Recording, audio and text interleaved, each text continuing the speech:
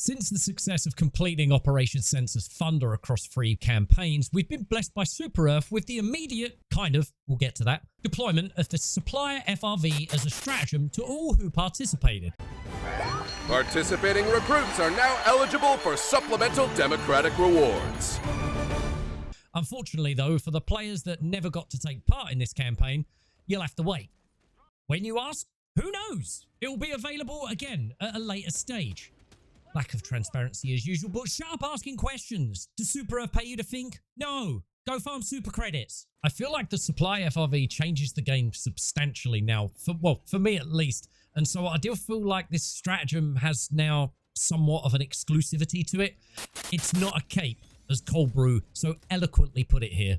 It's going to hurt the fan base a little with the kind of feeling of FOMO that there is. And it's a shame to report that Arrowhead, again, has failed in delivering transparency. Just tell us when and how, because if it ends up in the superstore, well, I'd hate to be the one to have to put that fire out.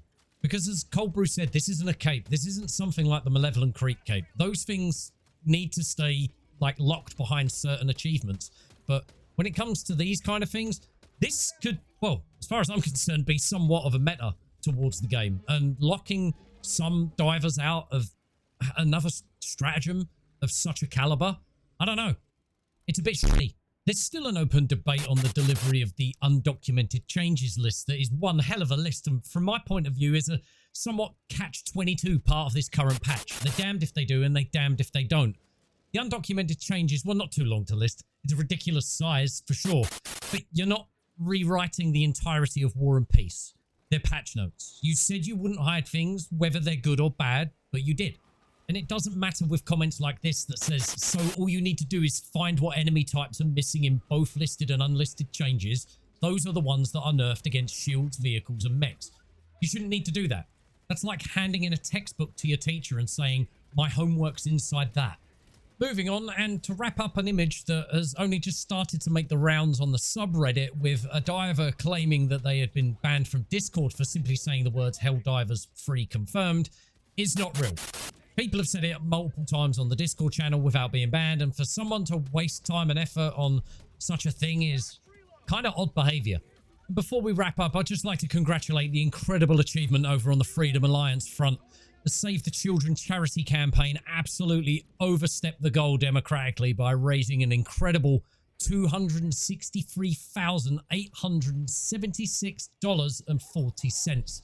Congratulations, everyone. What an outstanding achievement, and for an absolutely fantastic cause. So with the completion of the Census Thunder campaign, we head over to our control center and we're greeted with a new campaign, Celestial Fence. Super Earth is constructing a flawless, updated, and entirely safe Terminid Control System.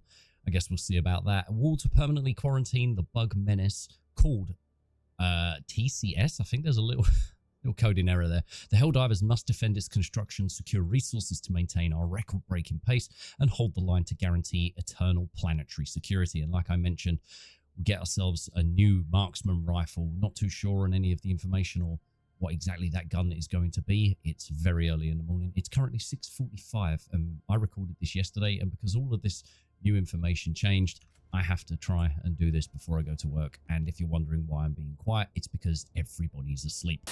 So to wrap things up, how are we feeling about the latest undocumented patch notes? I wasn't a fan of the delivery. However, it would have been a PR nightmare to see that many buffs to the enemies, even if they didn't necessarily affect the Helldivers themselves. But again, to me, it's a catch-22 situation. I found the game fairly balanced at the moment, but this is coming from someone that isn't a fan of using vehicle-based stratagem, so you guys will have to tell me how you're handling that. It's been nice to see the Galactic Campaign presented on the Control Center.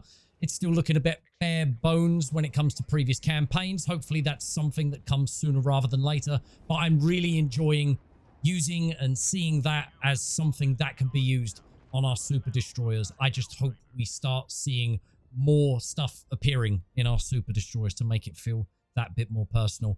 If you've enjoyed the content, give us a like and subscribe if you've enjoyed it that much. Leave your thoughts in the comment section down below, and all sources can be found in the description down below. Enjoy, everybody. I'll see you again soon.